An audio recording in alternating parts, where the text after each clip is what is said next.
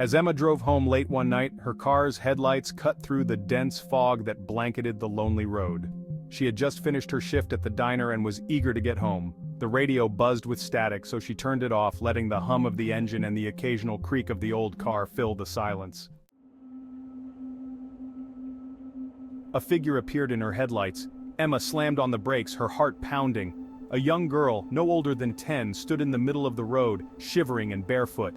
Emma rolled down her window. "Are you okay? Do you need help?"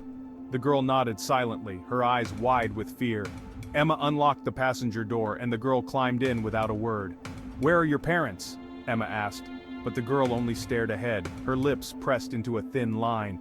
Emma tried to make small talk, but the girl remained silent, her eyes fixed on the dark road ahead. A sense of unease crept over Emma. She glanced at the girl and noticed bruises on her wrists. Her protective instinct kicked in. "I'll take you to the police station," she said, her voice firm. As they neared the station, the girl finally spoke, her voice barely a whisper. "Don't stop, he'll find us." Emma's grip tightened on the steering wheel. "Who will?" "The man who took me," the girl replied, her eyes now filled with tears. Emma's heart raced. She reached for her phone to call the police, but before she could dial, the car swerved. She turned back to the road and saw a figure standing in the headlights, a sinister grin on his face. It was a man, holding a large knife. Emma screamed and floored the gas pedal, swerving around the man. The girl in the passenger seat cried out, her voice a mixture of terror and relief. They drove in silence, the man's figure receding into the fog. Emma finally reached the police station and pulled the girl inside, her heart still pounding. The officers took the girl into a back room to get her statement. Emma sat in the waiting area, trying to calm her nerves. An officer approached her, his face pale.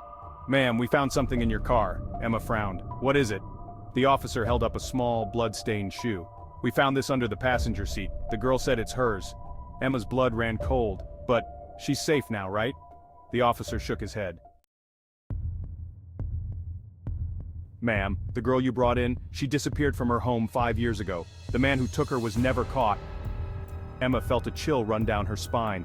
"But she was right there. She was in my car." The officer's face hardened.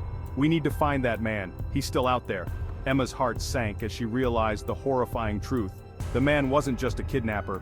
He was something far worse, and he was still hunting for his next victim. As she drove home, Emma couldn't shake the feeling that someone was watching her. She glanced in the rearview mirror, and for a split second, she saw the girl's terrified face staring back at her, silently pleading for help. Emma's grip tightened on the steering wheel. She knew she couldn't stop now. The horror was just beginning.